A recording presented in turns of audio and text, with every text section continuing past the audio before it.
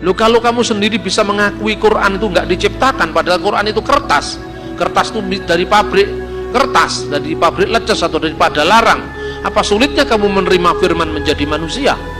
Loh, Yesus kan mati loh, kertas kan bisa terbakar juga, Quran itu tercipta.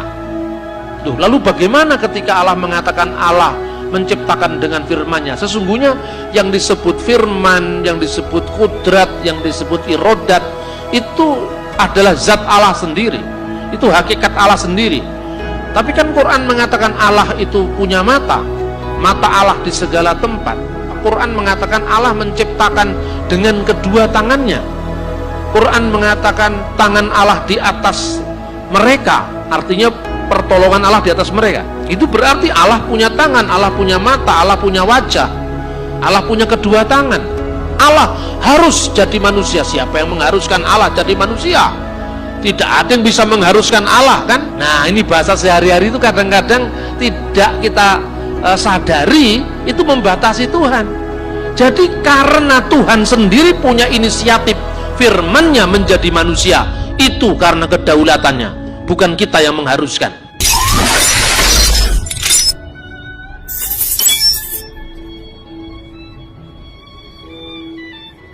Bapak Ibu, tema ini kita angkat karena beberapa event kejadian, baik itu dalam percakapan sehari-hari maupun di dalam dialog antar agama, khususnya dialog teologis Kristen Islam, ini sering menjadi perbincangan.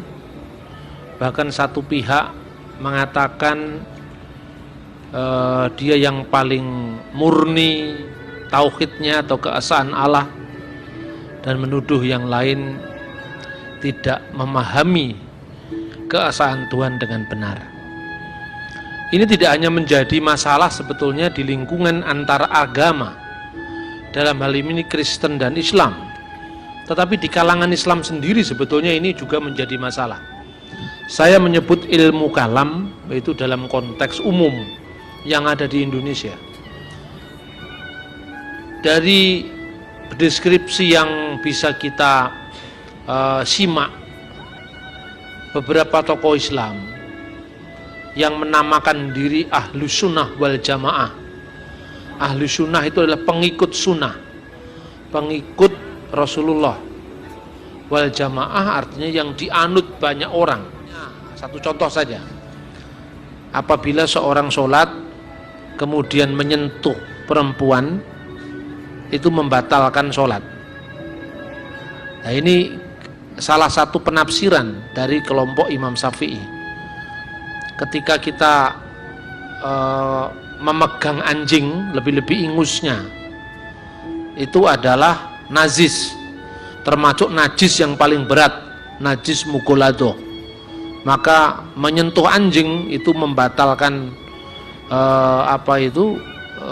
wudhu kita. Kemudian kita harus wudhu lagi, bahkan harus melakukan pembersihan yang lebih serius. Makanya di Indonesia jarang sekali, bukan hanya jarang, tidak pernah pesantren ngingu anjing, memelihara anjing, itu tidak pernah.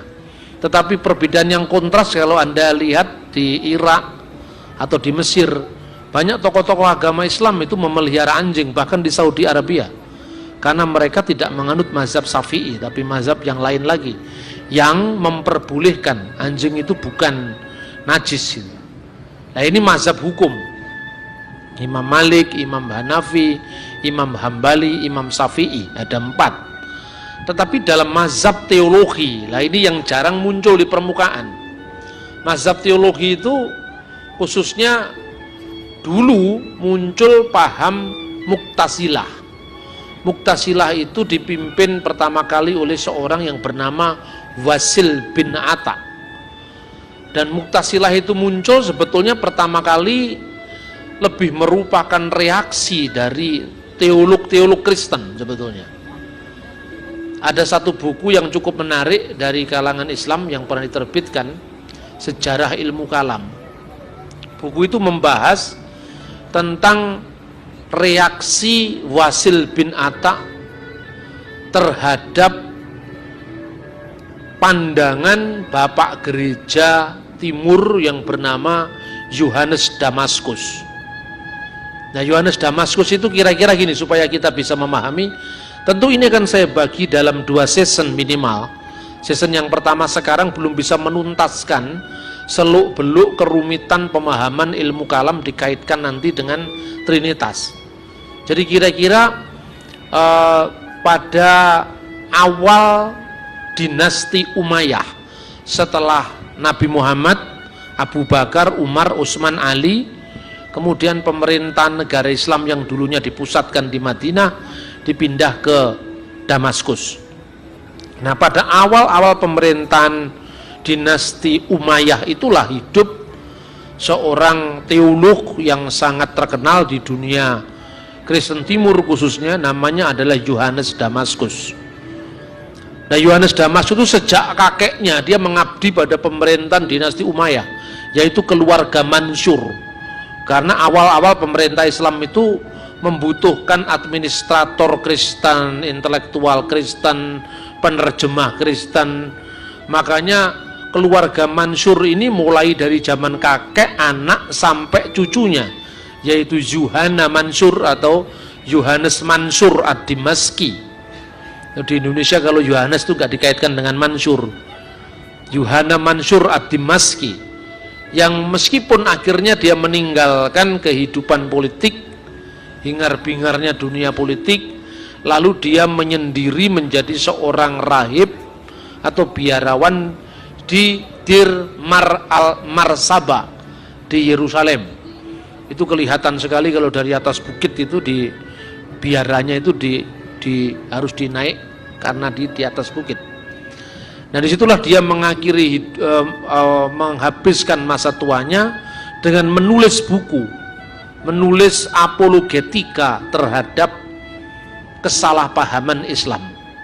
Dia menulis salah satu buku yang terkenal itu namanya De Harisibus, yang artinya bidat-bidat. Lalu di situ dia menggolongkan Islam sebagai salah satu aliran Kristen terakhir yang namanya heresi Kristen, yang menyangkal keilahian firman Allah karena menurut Yohanes Damaskus dipengaruhi oleh ajaran Arianisme. Berangkatnya dari sana sebetulnya. Arianisme itu pandangan Arius yang menyangkal bahwa firman Allah itu kekal. Ada waktu di mana firman Allah pernah tidak ada. Dan firman Allah ini dikaitkan dengan Yesus sebagai firman yang pada mulanya adalah firman. Firman itu bersama-sama dengan Allah dan firman itu adalah Allah. Nah, kemudian Yohanes Damaskus itu memberikan pertanyaan seperti ini. Jikalau Anda ditanya oleh saudara muslim tentang siapakah Yesus, maka Anda harus menanyakan balik kepada mereka, menurut Al-Quran yang kamu miliki, dengan sebutan apa Yesus itu disebut dalam kitab sucimu sendiri? Saudara muslim pasti akan menjawab, Yesus itu adalah Rasul Allah.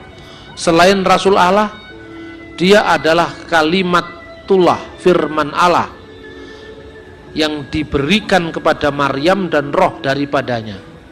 Setelah dia menjawab seperti itu karena mengutip Al-Quran itu sendiri, tanyakanlah kepada mereka, menurut kalian apakah firman Allah itu diciptakan atau tidak diciptakan?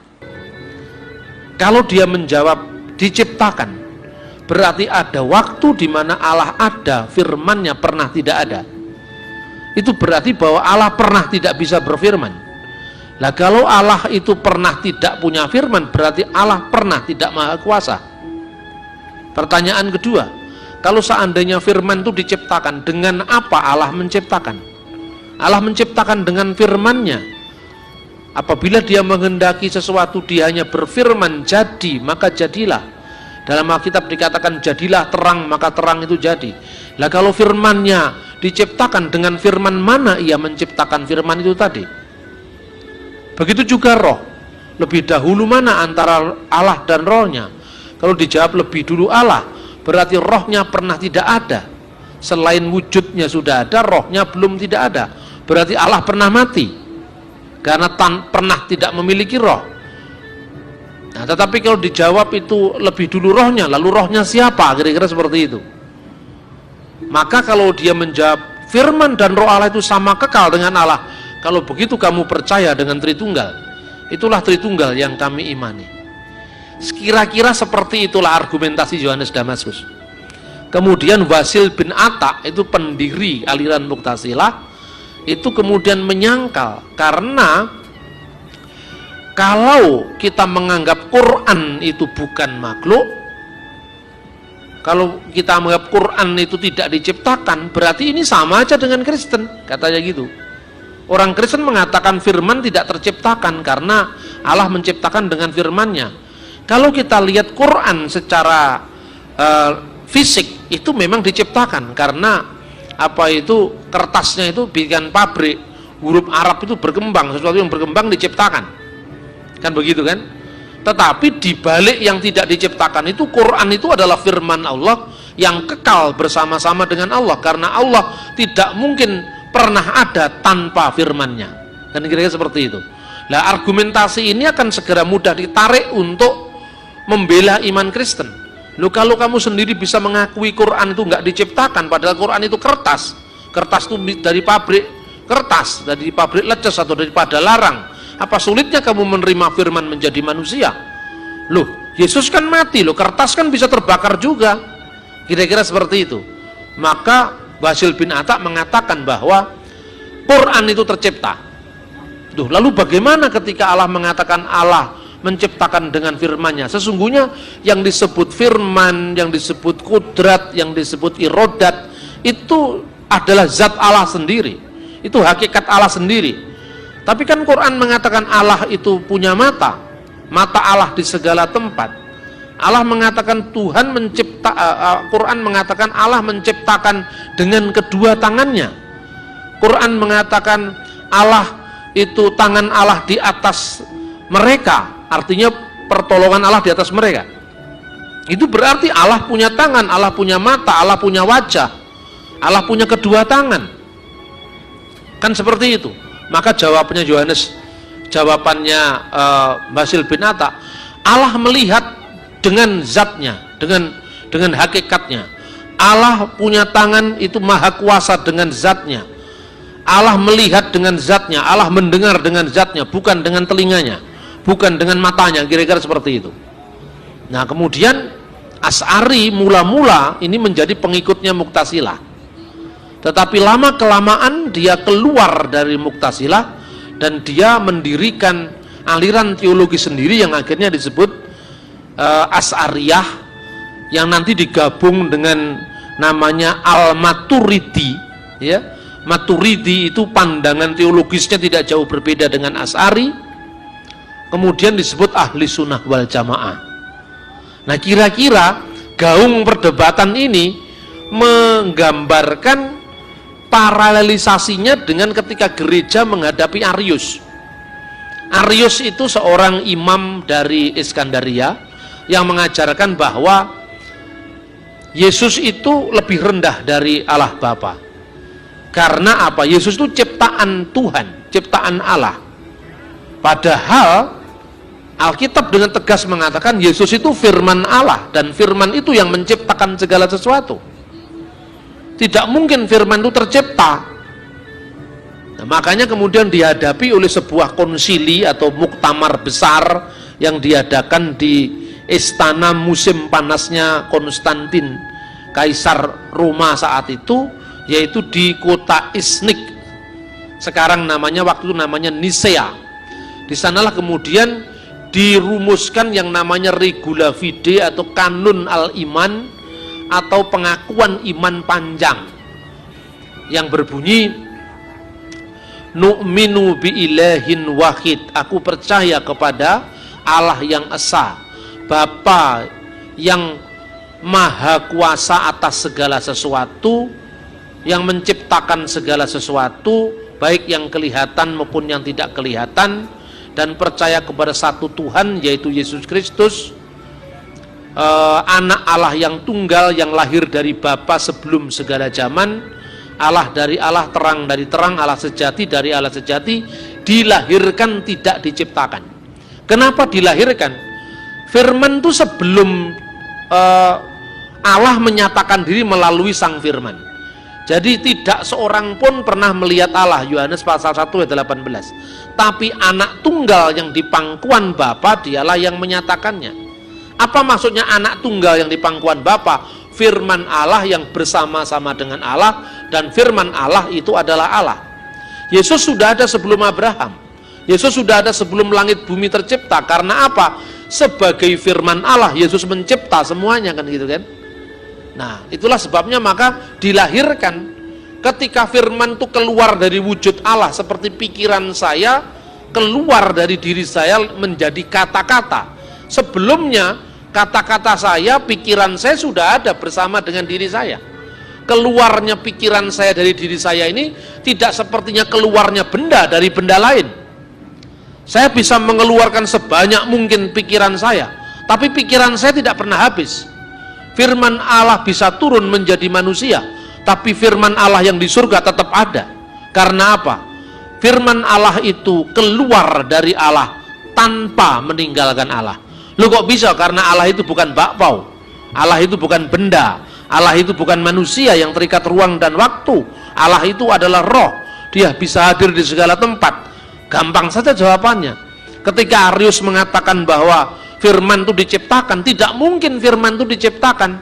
Maka di akhir diktum Konsil Nisia itu, dan kami percaya pada Roh Kudus, titik. Belum dijelaskan Roh Kudus itu dari mana, hubungannya dengan Bapa atau wujud Allah seperti apa, hubungannya dengan firman atau putra Allah seperti apa. Aku percaya kepada Roh Kudus, titik. Dan kepada orang yang berkata, pernah ada waktu di mana firman Allah pernah tidak ada, atau diciptakan dari ketiadaan, diciptakan dari tidak ada menjadi ada, atau dia memiliki hakikat lain dari wujud Allah, atau dia bisa rusak, atau bisa berubah, bisa bergeser. Maka terhadap ajaran yang demikian, gereja yang satu, yang kudus dan yang apostolik mentahrim atau menyatakan semuanya adalah sesat. Itu tahun 325. Jadi jauh sebelum ilmu kalam Islam itu muncul. Nah, akhirnya dalil bahwa firman Allah tidak diciptakan itu kemudian digemakan kembali oleh ahli sunnah wal jamaah, khususnya Imam Asy'ari, ketika menghadapi aliran Mu'tazilah yang seperti Arius menyangkal firman Allah itu tidak kekal, karena firman Allah itu ciptaan, Quran itu ciptaan. Maka kemudian ada ungkapan, man khola innal Quran makhlukun fahuwa kafir. Barang siapa mengatakan bahwa Al-Quran itu diciptakan, maka dia kafir. Tentu maksudnya bukan kertasnya itu nggak diciptakan, bukan wujud fisiknya nggak diciptakan, karena jelas wujud fisik Quran yang bisa rusak, yang bisa terbakar, yang bisa robek itu bukan hakikatnya, tapi hakikatnya firman Allah yang terkandung di dalamnya tidak bisa rusak, tidak bisa bergeser, kira-kira seperti itu. Penegasan ini mirip satu sama lain, tapi tentu ada bedanya. Nah, inilah Asy'ari. Kemudian Asy'ari punya pandangan beda dengan Mu'tazilah. Allah itu melihat dengan matanya, tapi tanpa boleh bertanya bagaimana matanya. Allah itu mendengar dengan telinganya, tapi tidak boleh bertanya bagaimana telinganya. Bila kaif wala tasbih. Kita tidak boleh bertanya, kita hanya mengagungkannya, mentransendensikannya, kira-kira seperti itu. Nah, kemudian disusul kemudian oleh ulama berikutnya yang bernama Al-Maturidi. Al-Maturidilah kemudian yang merumuskan dalil as-sifatul laisatil dzat walahiyya ghairuha. Sifat-sifat Allah itu tidak sama dengan zatnya, tapi juga tidak beda dengan zatnya. Tidak sama artinya apa? Berbeda. Tapi juga tidak beda. Tidak beda artinya apa? Sama. Berarti antara sifat Allah dengan Allah itu tidak sama, tapi juga tidak beda. Jadi artinya tidak sama artinya beda, tidak beda artinya sama. Jadi bicara tentang Tuhan memang selalu bulat. Nah kalau sudah bulat itu kenapa kok nyerang yang lain? Firman bersama-sama dengan Allah, dan firman itu adalah Allah. Kristen itu membingungkan, ya sama bingungnya juga, sifat tidak sama dengan Allah tapi tidak beda dengan Allah, kan itu kan. Memang antara Kristen dan Islam itu kalau sama-sama jujur sebetulnya bisa saling paham.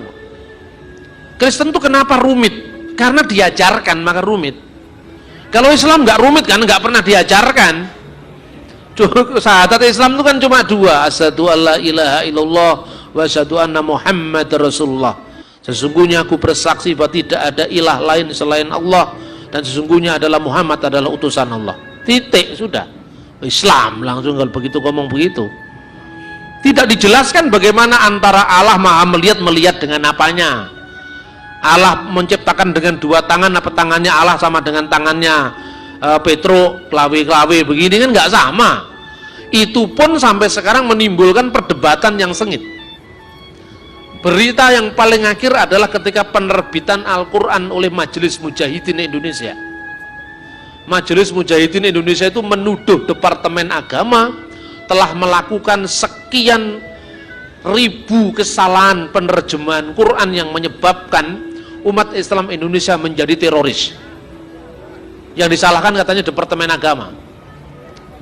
Nah padahal sebenarnya yang teroris ya Majelis Mujahidin itu, bukan Departemen Agama kan. Tetapi saya berpikir apa hubungannya kok sampai Departemen Agama disalahkan. Karena apa? Departemen Agama khususnya pada penerjemahan pertama zamannya Pak Mukti Ali itu menerjemahkan ayat-ayat tangan Allah, mata Allah, wajah Allah itu apa adanya, karena menganut aliran Asy'ari tadi. Setelah Imam Asy'ari, Al-Maturidi, setelah Maturidi Ibnu Hambal, dia diadili oleh pengadilan pada zamannya dinasti Umayyah. Ibnu Hambal ditanya, apakah kamu percaya bahwa Allah punya tangan? Ya, saya percaya. Kenapa? Karena Quran berkata Allah punya tangan. Tapi kami tidak boleh bertanya bagaimana tangannya. Takon tok dosa. Apakah kamu percaya Allah punya mata? Ya, saya percaya Allah punya mata. Tapi kami tidak boleh bertanya bagaimana matanya. Artinya matanya Allah tidak sama dengan matamu. Kira-kira seperti itu. Kamu percaya bahwa Allah itu menciptakan dengan kedua tangannya? Ya, saya percaya. Tapi kami tidak boleh bagaimana tangannya.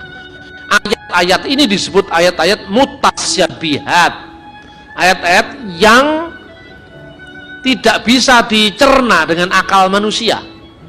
Oleh Departemen Agama edisi pertama dibiarkan saja, yadullaha fauqa aydihim, tangan Allah di atas tangan mereka, ditulis saja tangan Allah di atas mereka.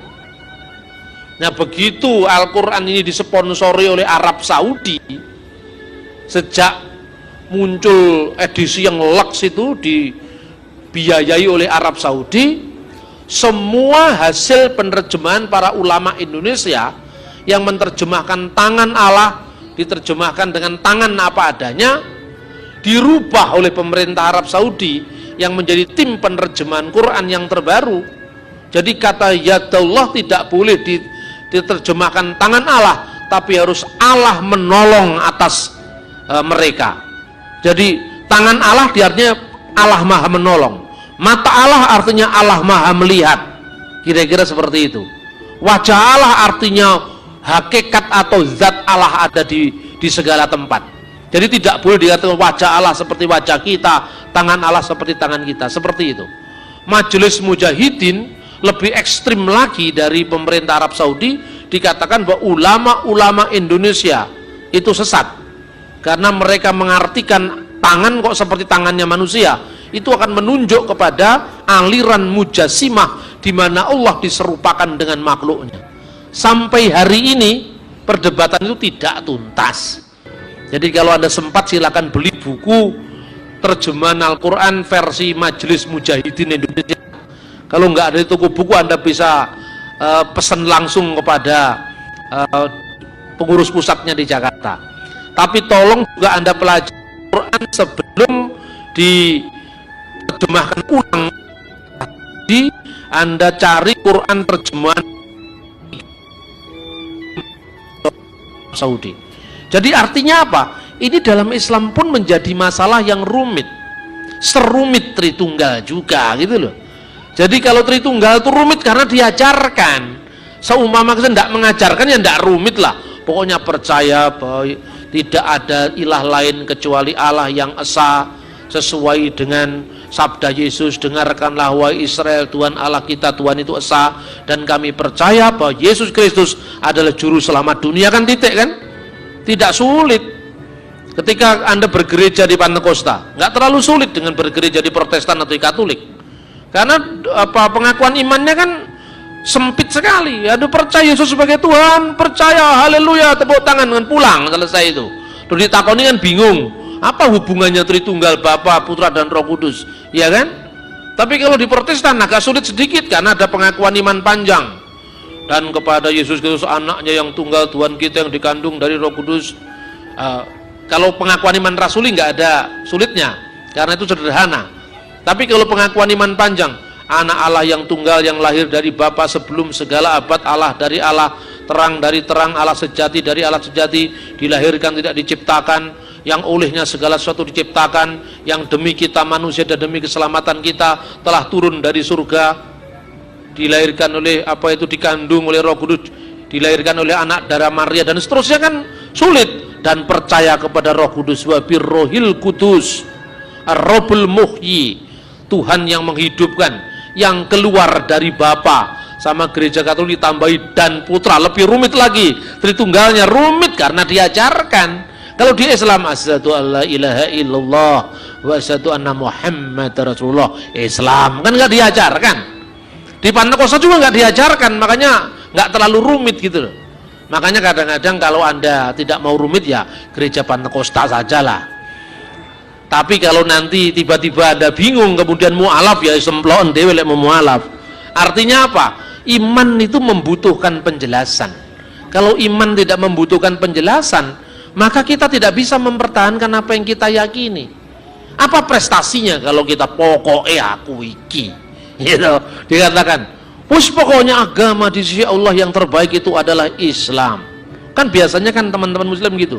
Terus tak takoni, kamu percaya agama paling baik itu Islam? Iya Pak. Lah kowe ora ro sing liyane kalau perlu apik dhewe, kon ndiruh mulai paling apik. Ya toh? Nggak bisa yang begitu. Nah ini, saudara-saudara, saya mencoba untuk membuat bagan ini, ya. Ini cuma satu lembar, ini sebetulnya sudah mengandung perbandingan antara ilmu kalam Islam yang saya garis bawahi, khususnya adalah Asy'ari dan Al-Maturidi. Sebab yang lain pun juga mengaku Sunni, kan gitu kan. Tapi antara Sunninya Arab Saudi yang dukung Muhammadiyah dengan Sunninya NU berbeda. Bukan hanya kalau pas ke partai aja berbeda, teologinya juga berbeda, ya kan. Kalau politiknya Pak Akil mengatakan tidak perlu ada koalisi partai-partai Islam supaya merapat ke nasionalis. Tapi kalau Din Samsudin, partai Islam harus bersatu, kan gitu ya. Itu dinamika. Belum lagi kalau masalah teologi, soal talqin mayit, tahlil boleh apa enggak, Muhammadiyah enggak boleh, NU itu bid'ah hasanah. Tidak semua bid'ah itu jelek. Kalau bid'ah hasanah itu baik. Katanya orang NU, semua yang menambah-nambahi di dalam sunnahku adalah dolalah, sesat, katanya gitu kan. Tapi katanya orang NU, dan zaman Nabi kan nggak ada radio, kenapa kamu mendengar radio? Apa itu bid'ah? Zaman Nabi nggak ada sinetron, kenapa kamu nonton sinetron? Itu bid'ah kan itu. Padahal kalau Muhammad kullu bid'atin dolalah, setiap yang menambah-nambahi dalam sunnahku adalah bid'ah. Kira-kira seperti itu. Nah, sekarang serumit itu saya bayangkan supaya Anda siap-siap untuk menerima kerumitan. Nah, karena apa? Lebih baik rumit di awal ketimbang kita tidak ngerti apa-apa, kan itu kan. Rumit, kalau saya kasih rumus Anda, kalau Anda pas membaca buku dan mumet, minum kopi sebentar. Setelah itu baca lagi. Nanti mumet lagi, minum kopi lagi, tapi jangan sampai 27 kali. Kalau sampai 27 kali, Anda insya Allah jadi Mbah Surip, ya kan? Jadi minum kopi sewajarnya saja. Makanya saya dibawakan kopi sama Pak Yohanes. Saya suka minum kopi, ya. Sekarang gini, perbandingan 20 sifat ini kan sebetulnya bukan Asy'ari yang merumuskan ini. Ini ulama-ulama kemudian, bukan hanya Asy'ari. Kalau Anda baca di kitab-kitab pesantren itu ada Aqidatul Awam misalnya, akidah orang awam, itu di sini ada. Terus kemudian tulisannya Imam Al-Ghazali Qawaidul Aqaid, itu 20 sifat ini ada, tapi tidak semuanya dari Asy'ari dan dari Al-Maturidi. Sistematikanya pun sebetulnya mirip sekali dengan sistematika filsafat skolastik sebetulnya ini. Nah, tetapi coba kita lihat tentang bagaimana eksistensi Tuhan. Bung Karno dalam bukunya, dalam pidatonya ketika dia beri gelar doktor honoris causa di Universitas Muhammadiyah, judulnya Tauhid adalah Jiwaku. Di tengah-tengah Bung Karno diberikan gelar ilmu tauhid adalah jiwaku. Bung Karno tidak banyak mengutip ayat Al-Quran, tapi yang banyak dikutip adalah Bhagavad Gita. Itu karena Bung Karno memang tidak banyak menguasai Quran, yang dikuasai cerita wayang, khususnya Bhagavad Gita. Coba Anda cari bukunya. Kalau tidak sempat cari buku itu, nanti baca buku saya, Religi Bung Karno. Sayangnya pas saya tidak membawa. Bung Karno dengan tanpa tedeng aling-aling mengatakan, saya tidak bisa menerima kalau Tuhan hanya dibatasi dengan 20 sifat saja. 20 sifat dalam ilmu kalam. Jadi ada 20 sifat, 99 nama-nama yang indah. 99 itu bukan sifat, tetapi Asmaul Husna, nama-nama yang indah. Sifat 20 itu lahir daripada ulama-ulama yang mengikuti Imam Asy'ari dan Imam Al-Maturidi, Imam Al-Ghazali dan seterusnya, lalu disistematikan seperti ini. Kenapa Bung Karno mengatakan saya percaya Tuhan tidak hanya punya 99 nama yang indah dan 20 sifat? Karena Bung Karno dipengaruhi oleh agama Hindu, 1000 nama Tuhan. Jadi bukannya 29, 1000 kalau di Hindu itu. Makanya Bung Karno banyak sekali menerima filsafat timur gitu. Tetapi coba kita pahami bagaimana para ulama merumuskan. Dan kalau perumusan ini kita terima, sebetulnya mestinya tidak sulit memahami iman Kristen. Jadi gini, pertama, dari sifat 20 itu ada satu sifat yang dinamakan sifat dzatiyah atau sifat nafsiyah. Apa artinya zat, apa artinya sifat? Dalam zat apa artinya zatiyah, nafsiyah misalnya. Zat itu jangan Anda samakan dengan zat ilmu fisika, zat padat, zat cair. Jangan seperti itu karena Pak Suradi dulu tidak pernah belajar ilmu kalam, makanya ngawur pikirannya. Dia itu mau membela kekristenan, menyalahpahami Islam. Dari disalahpahami ganti menyalahpahami Islam, itu saya kira juga tidak fair. Orang Pak Suradi mengatakan, coba kalau Allah bagi iman Kristen itu kan roh, dia hadir di mana-mana. Kalau Allah dalam Islam itu kan zat. Nah, zat itu kan ada 3, zat syair, zat padat. Bukan seperti itulah. Maknanya bukan seperti itu. Dia lupa bahwa kata zat dalam ilmu kalam itu sudah dipakai oleh teolog Kristen Arab sebelum munculnya Asy'ari, sebelum munculnya Al-Maturidi, sebelum munculnya Imam Al-Ghazali. Itu sudah dipakai oleh tulisannya Theodor Abu Qurra, itu muridnya Yohanes Damaskus. Kemudian sudah dipakai oleh Abdul Masih Al-Kindi sekitar tahun 800 Masehi. Imam Asy'ari hidup kira-kira abad 9-10, tahun 900 sekian sampai tahun 1000 berapa itu Imam Asy'ari. Al-Ghazali meninggal tahun 1111, 111 gampang dihafal, abad 11, ya kan? Abad ke-8 ke-9 teolog Kristen Arab sudah bicara tentang zat dan sifat. Zat itu artinya substansi. Zat itu misalnya gini ya, kalau di dalam bahasa Arab penggunaannya ya, dia sendiri, huwa datuhu, himself, itu diterjemahkan dalam bahasa Arab huwa datuhu atau huwa nafsuhu, dia sendiri, self, itu adalah dat. Jadi bukan dat dalam ilmu fisika, cair padat itu bukan itu maksudnya. Nah kemudian sifat yang ada mutlak pada diri Tuhan, yaitu dia ada, al-wujud. Jadi 20 sifat itu ditempatkan, yang pertama wujud, artinya Allah itu ada. Lalu dijelaskan sifat keberadaan, yaitu sifat nafsiyah atau sifat dzatiyah, yaitu sesuatu yang tidak bisa diterima oleh akal apabila Allah tidak disifatkan dengan sifat ini. Atau bisa juga dikatakan sifat untuk menentukan adanya Allah, di mana Allah menjadi tidak mungkin ada tanpa adanya sifat ini. Hanya satu, yaitu wujud. Wujud itu ada, bukan maujud. Kalau maujud itu ya ini kebendaan ini. Kadang-kadang karena orang Kristen itu kan agak tidak akrab dengan bahasa Arab tuh. Saya pernah ngomong tentang ilmu kalam, disalahpahami seorang pendeta. Pak Bambang mengartikan Tuhan itu wujud. Lah semua wujud itu kan eksisten bahasa Inggris, bukan maujud seperti watu, kayu itu maujud. Maujud itu berada secara fisik. Kalau wujud itu artinya keberadaan itu sendiri. Nah, wujudnya manusia kelihatan fisiknya. Punya mata, punya hidung, punya tangan, tangannya pun terbatas. Ya kan? Makanya ada ungkapan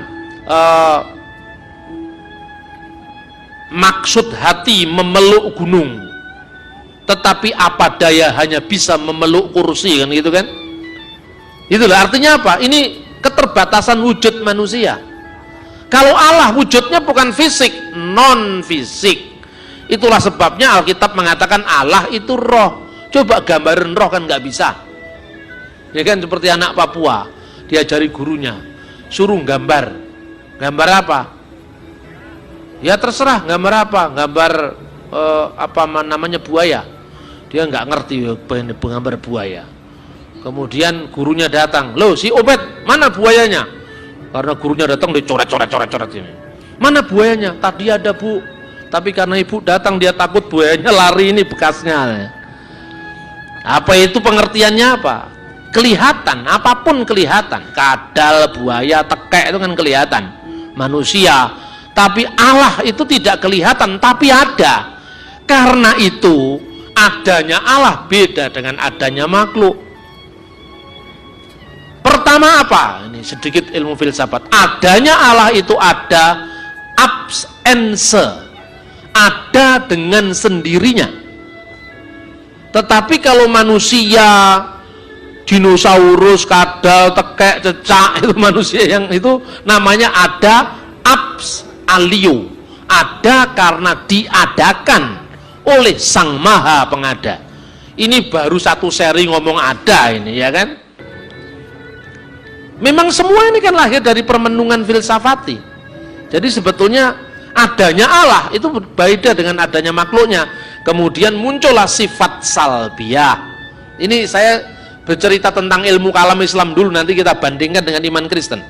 Maksudnya sifat salbiyah itu sifat yang menolak apa yang tidak layak bagi Tuhan, atau sifat yang digunakan untuk meniadakan sesuatu yang tidak layak bagi Allah. Sifat salbiyah ini ada 5. Satu apa? Kidam. Kidam artinya terdahulu, tidak punya awal. Kemudian yang kedua bakhok, kekal, tidak punya akhir, tidak berkesudahan. Keempat mukhalafatulil khawadis, berbeda dengan ciptaannya, dengan makhluknya. Kelima qiyammuhu bin nafsih, berdiri sendiri. Allah itu kan berdiri sendiri, dia tanpa tergantung dengan yang lain. Makanya kalau kadang-kadang orang Kristen karena pemahamannya itu kan terlalu letterlah gitu kan, makanya kadang-kadang kenapa firman Allah menjadi manusia? Ibarat kita dengan ciptaan yang lebih rendah. Kalau kita ingin tahu bahasa semut, kita harus jadi seperti semut. Begitu juga Tuhan. Karena manusia tidak bisa menangkap bahasa Tuhan, maka Tuhan harus menjadi manusia.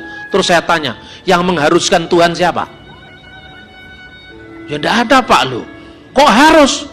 Berarti itu bertentangan dengan kedaulatan Tuhan kalau kamu mengharuskan Tuhan jadi manusia. Lo itu kan terserah Tuhan. Tidak ada kata harus untuk Tuhan. Harus itu untuk kita. Harus itu kata-kata guru kepada muridnya. Harus itu kata-kata suami pada istrinya. Harus itu kata-kata ibu pada anak-anaknya.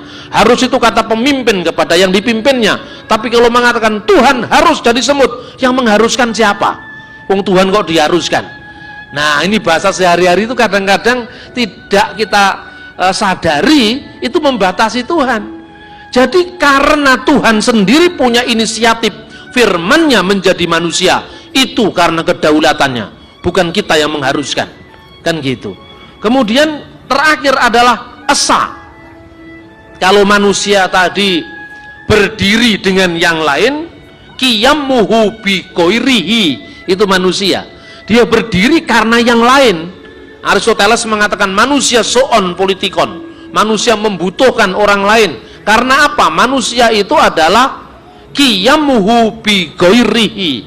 Tapi kalau Allah qiyamuhu bi nafsi, dia berdiri sendiri, tidak tergantung dengan yang lain. Yang terakhir wahdaniyah, serba esa. Perhatikan, semua sifat ini tidak menjelaskan apa hubungannya dengan wujud, tetapi dia hanya mendeskripsikan wujud. Nanti bandingkan dengan Tritunggal.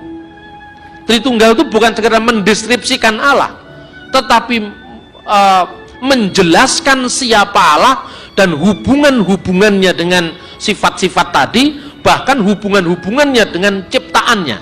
Nanti kan kita lihat. Kemudian setelah sifat salbiyah, yaitu sifat yang mesti ada dan tidak mungkin tidak ada pada Allah, yaitu qidam, baqo, mukhalafatul lil khawadis, qiyamuhu binafsi, wadaniyah.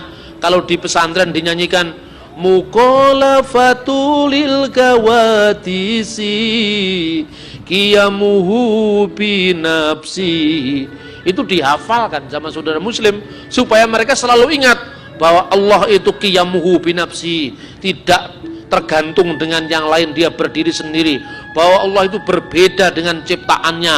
Maka kalau dikatakan Allah itu yadullah, tangan Allah, jangan kamu bayangkan sama dengan tanganmu, kira-kira seperti itu kalau ajaran Asy'ari. Kemudian setelah itu sifat ma'ani. Sifat ma'ani itu artinya sifat yang diwajibkan pada zat Allah, suatu hukum dan sifat yang pasti ada pada Allah. Sifat ini terdiri dari 7, yaitu kudrat, kuasa, kemudian irodat, kehendak, kemudian ke-9 ilmu atau pengetahuan, kemudian ke-10 hayat atau hidup, ke-11 sama atau mendengar, sifat ke-12 basar atau melihat, dan sifat ke-13 kalam atau berfirman. Ini sekali lagi yang disebutkan kudrat, irodat, ilmu ini adalah juga deskripsi tentang apa yang diperbuat oleh Allah, potensi ilahi, energia ilahi, yaitu kuasa, berkehendak, dan seterusnya. Nah, kemudian bagaimana selanjutnya sifat yang ke-14 dan sifat yang ke-20? Ini hanya mendeskripsikan sifat nomor 7 sampai sifat nomor 13. Misalnya kudrat, ka'unnuhu qadiran, keadaannya berkuasa. Kemudian irodat, ka'unnuhu muridan, keadaannya berkehendak. Kemudian ilmu, ka'unnuhu aliman, keadaannya berpengetahuan. Kemudian hayat, ka'unnuhu hayyan, keadaannya hidup. Kemudian sama, mendengar, ka'unnuhu sami'an, keadaannya mendengar. Kemudian basar, melihat, ka'unnuhu basiran, keadaannya melihat. Dan terakhir kalam, berfirman, ka'unnuhu mutakaliman, keadaannya berfirman. Jadi ini tidak menambahkan sesuatu apapun, tapi konsekuensi logis. Karena Allah itu kudrat, kuasa, maka keadaannya berkuasa, bukan keadaannya berdaya, tidak berdaya. Karena Allah itu punya irodat, sifatnya berkehendak, maka unnuhu muridan, keadaannya berkehendak, bukan keadaannya mesti dipaksa oleh orang lain. Seperti dikatakan tadi, Allah harus jadi manusia. Siapa yang mengharuskan Allah jadi manusia? Tidak ada yang bisa mengharuskan Allah, kan? Seperti itu. Nah, bagaimana perbandingannya dengan iman Kristen sekarang? Pernah Pak Hamka bertanya sama Pak Hamran Amri ketika dalam sebuah dialog. Pak Hamran Amri ditanya, jadi menurut Anda, apakah Bapa, Putra, dan Roh Kudus itu bukan berarti Tuhan tiga? Lu tidak. Apa artinya Bapa? Ini sayangnya kurang pas jawabannya Pak Hamran.